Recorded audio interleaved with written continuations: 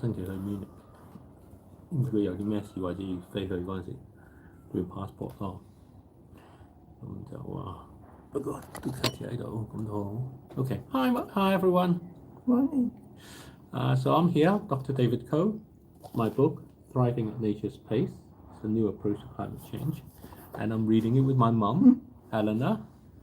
She's 91. Yeah. We're in her flat. That's a picture of her in the background. That was drawn when she was 25. 25. There you go. A friend drew it for her. So it's been in our family since. It's a lovely picture of her. Anyway, this book is about a new approach to climate change. And in this section, we're nearing the end of it. We're talking about oil and gas and coal companies. And one of the things about it is that actually they are the kind of things that we should consider as not being investment companies, but that we can transform them. And that's a process called transformational ownership I'm advocating in this. Because what they do affect everybody, even beyond in generations to come, in a way that changes our whole environment and everything. So in some ways, they are not suitable as investment companies, which is about kind of extracting resources for the benefit of their owners. If we're going to do that, then the owners is everybody, so they need to be changed in that way. So anyway, how can transformational ownership come about?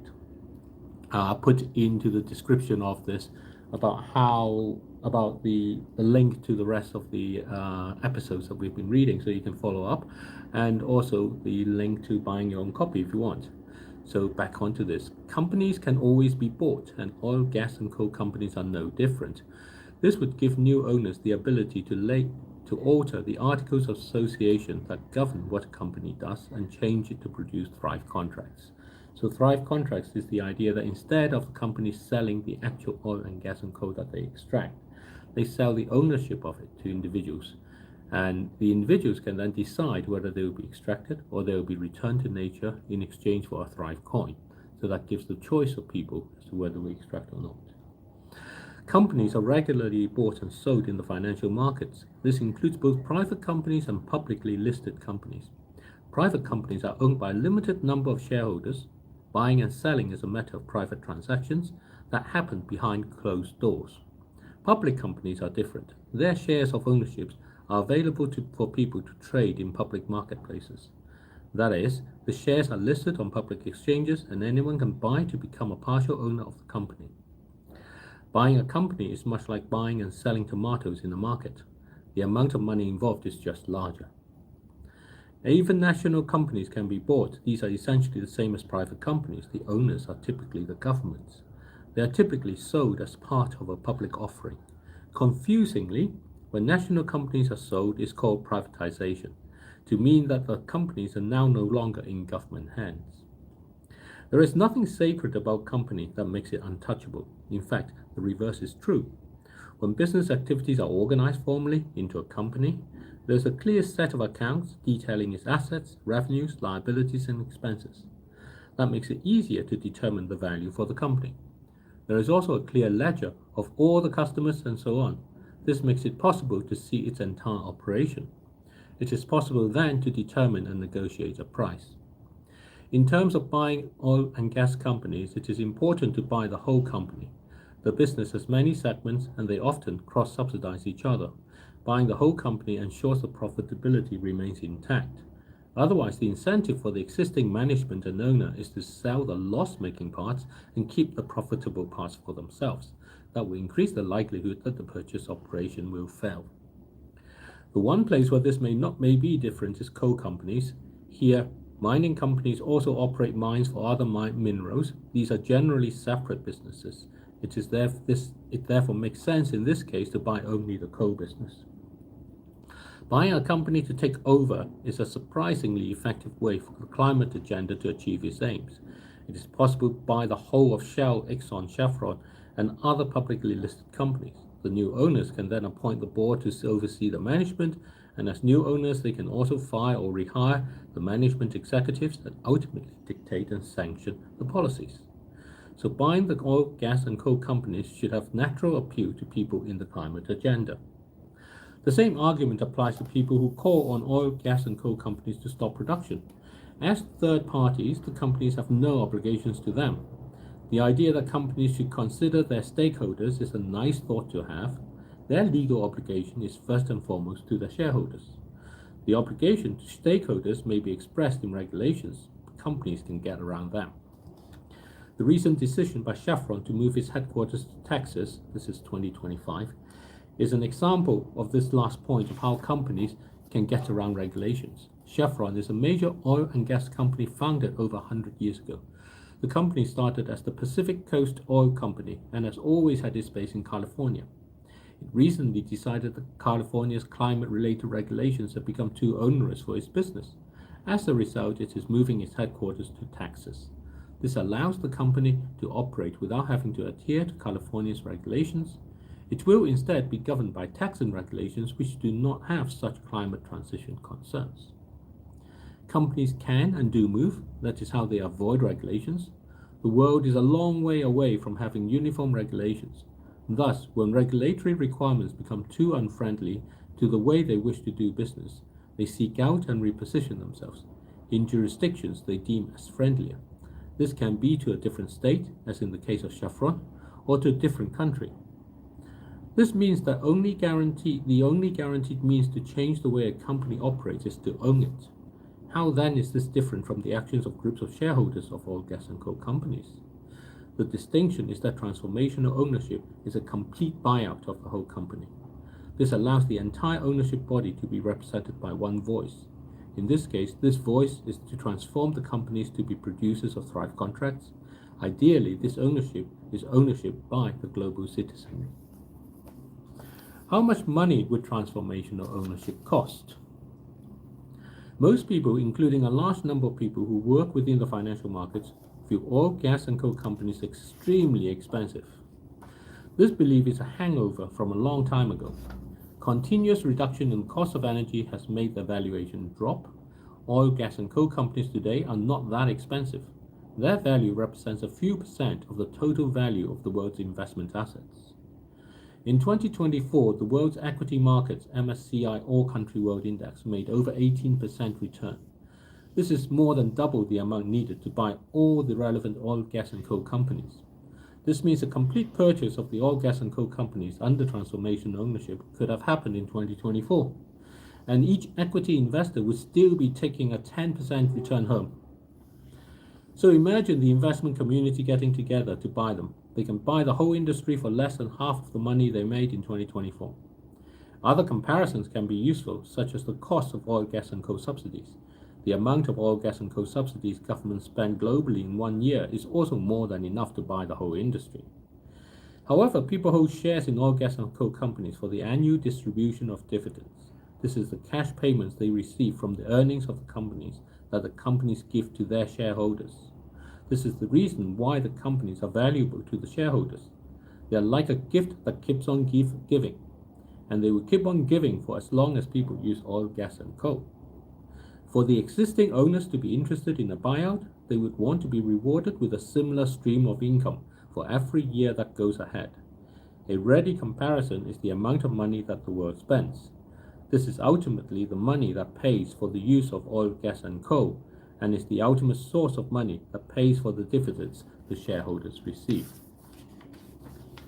It turns out that the amount of money the shareholders receive as dividends is about a day's worth of the amount of money the world spends each year.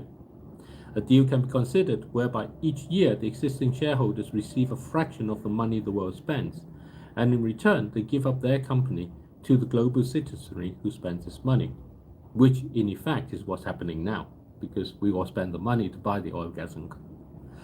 This last choice is also the closest to what happens when one company buys another. The owners of the target company are typically offered shares in the purchasing company. After the deal, the original shareholders of the target company are now owners of the purchasing company and receive dividends from it instead. Here, the purchaser would be the global citizenry, and their dividends are a fraction of the money people collectively spend. The money made by the oil, gas, and coal companies would then go in turn to the global citizenry instead. So everybody gets a dividend. These are some of the possibilities of how the oil, gas, and coal companies may be bought. Depending on which approach is used, it changes who the new owners are. That changes the implications of what it means for the world. In the first approach, the money comes from the investment market. This would mean the money comes from rich people. The oil, gas, and coal industry is then owned by rich people, and nothing much is different. Historically, the sad but proven pattern is rich people want to control what they own. They are therefore likely to want to shape the industry to their own advantage. This can be benevolent. However, even if it is benevolent, it's probably not a good idea to have the world's future beholden to the investment industry's largesse. There is a bigger problem with this. Most of the world's investment money is in pensions and investment funds. There are strict rules about how that money can be used. Those rules cannot be changed easily, if at all. They generally require the money to be invested only to maximize profits for their members and would forbid such an approach. Even if this approach were followed, the new owners would still be required to get the maximum financial gains from it. There will come a time when the demand for oil, gas, and coal will have diminished. At that time, the mandate on the investment and pension funds will then require them to extract the maximum return they still can. That would mean selling out to new owners. It would not guarantee the ownership transformation that the world needs. Allowing money from the investment markets to buy oil, gas, and coal companies is unlikely to be a true transformation. It is more likely to be a postponement of the issues. Imagine another approach of using money from governments. This may, for example, be achieved by redirecting the subsidies. However, governments have been the major owners of these assets. They have been expanding exploration. They are therefore unlikely to change. Besides, governments simply do not have the money. Even if the subsidies suddenly ended, there will be other calls for the money that is freed. This will divert the funds to other politically more attractive needs. The world's governments are unlikely to put funds together to buy out the oil, gas, and coal industry. Imagine, though, that if they did put the funds together, then each country would demand their proportion of control. Rich countries that put up more money will end up with more control. That will become a form of economic imperialism. That would not be wanted by anyone. The third approach is the most radical, but also the most likely to work. It uses a fraction of the money everybody spends. Businesses can contribute a fraction of their revenues. People can motivate them by directing their spending to those businesses that make this contribution. That makes it voluntary. The amount is small. At a day's worth, it's about 3 cents on every $10 spent. The payment system can collect and direct it into a pool, which investment banks can structure into a series of payments. This structured payments can be traded. This will allow existing shareholders the same ability to sell their ownership as they can now with oil, gas, and coal shares. This option is also the most meaningful. It gives ownership to the global citizenry and turns the companies into global commons. If nobody owns them, then everybody should own them together. People now have the power to choose if they wish this to come about or not. They can express their wish by engaging with the businesses they use. For businesses, participation in contributing becomes the strongest commitment to giving their customers choice. Transformational ownership allows individuals to decide for themselves their own roadmap for oil, gas, and coal. In this option, the oil, gas, and coal companies become a new type of global commons. They are corporate global commons. They will continue to operate for profit, and each transformed company is independent of other transformed companies. Their only similarity is that they all produce Thrive contracts. So we can stop there for today.